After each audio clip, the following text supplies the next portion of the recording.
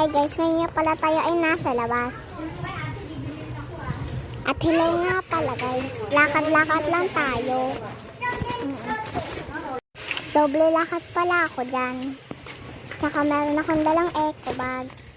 Tsaka todo ang init. Bibili nga pala ako ng ice cream at saka ng shampoo. Ngayon nga pala ay ako ay bibili ng ice cream at saka shampoo.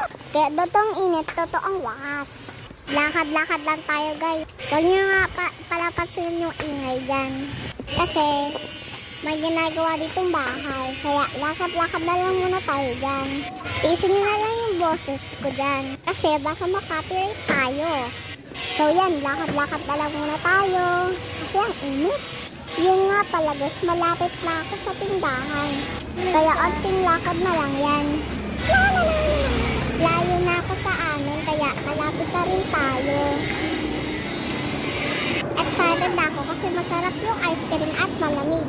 Pero paano kung natunaw? Dahil sa init. Ngayon, malapit na nga kami. Diyan na nga kami. Yan na nga, nadyan na nga kami.